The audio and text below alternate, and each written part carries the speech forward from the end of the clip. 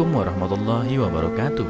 Apa kabar kalian? Semoga kalian baik-baik saja dan tetap diberikan kesehatan oleh Allah Subhanahu wa taala. Bantu channel kami dengan cara subscribe dan tekan tombol lonceng kalian. Terima kasih. Semoga kisah ini bermanfaat.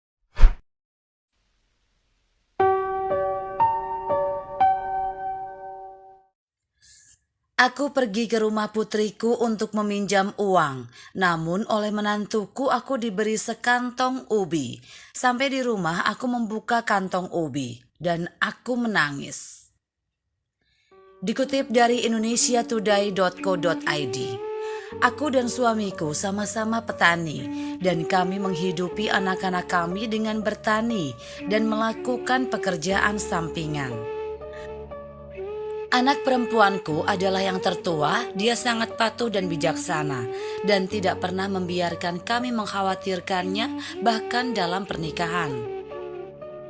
Setelah lulus dari universitas, anak perempuanku bertemu dengan menantu laki-laki melalui pengenalan seorang rekan dan keduanya menikah tak lama setelah berpacaran. Menantuku juga berasal dari desa, tetapi dia sangat termotivasi dan dia juga bekerja keras untuk membeli rumah di kota. Selain itu, dia sangat memperhatikan putriku. Pada dasarnya, aku dan suamiku sangat puas dengannya dan merasa tidak ada yang salah. Satu-satunya hal yang sedikit menggangguku adalah sifat dari besanku, ibu menantuku. Dia suka mengolok-olok keluarga kami yang lusuh secara terbuka. Menimbang bahwa putri kami tidak akan tinggal dengan mertuanya setelah menikah, kami tidak peduli padanya. Setelah putriku menikah, pernikahan putra bungsuku menjadi prioritas utama bagi kami. Dibandingkan dengan anak perempuan, anak laki-laki memberi kita banyak tekanan saat menikah karena harus menyediakan rumah dan uang mahar pada pihak perempuan. Putraku telah menjalin hubungan beberapa kali, tetapi setiap kali itu berakhir tanpa hasil.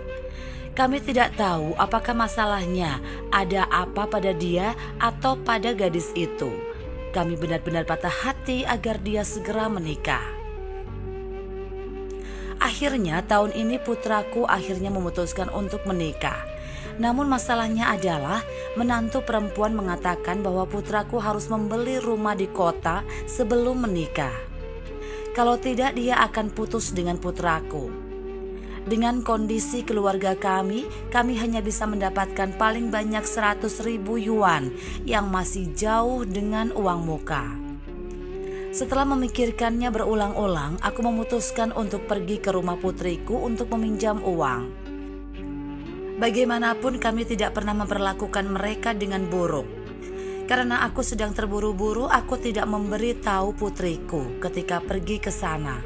Ketika aku sampai di rumah putriku tidak ada di rumah karena sedang dalam perjalanan bisnis.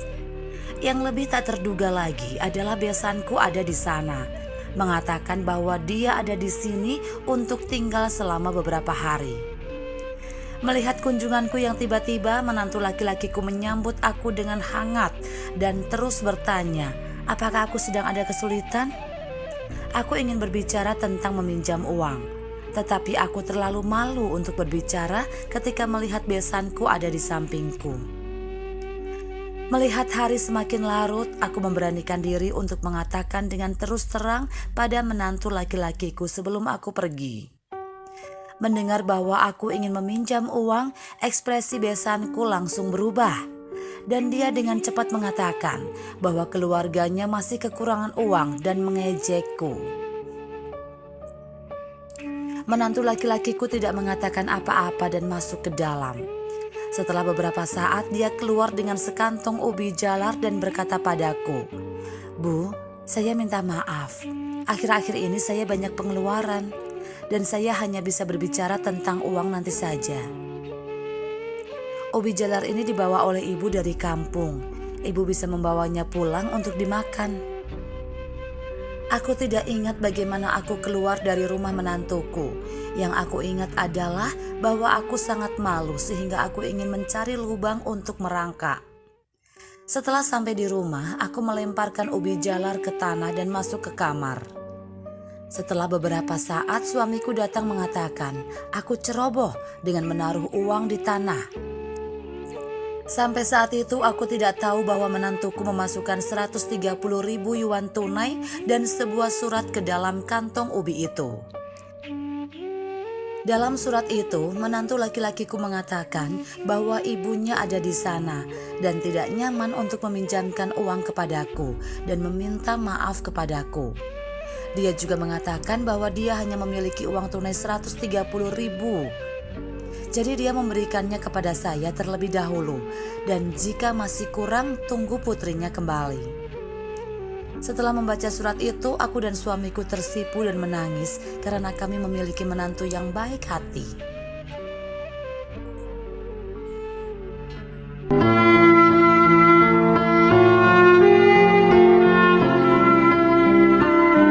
Assalamualaikum warahmatullahi wabarakatuh. Apa kabar kalian? Semoga kalian baik-baik saja dan tetap diberikan kesehatan oleh Allah Subhanahu wa taala. Bantu channel kami dengan cara subscribe dan tekan tombol lonceng kalian. Terima kasih. Semoga kisah ini bermanfaat.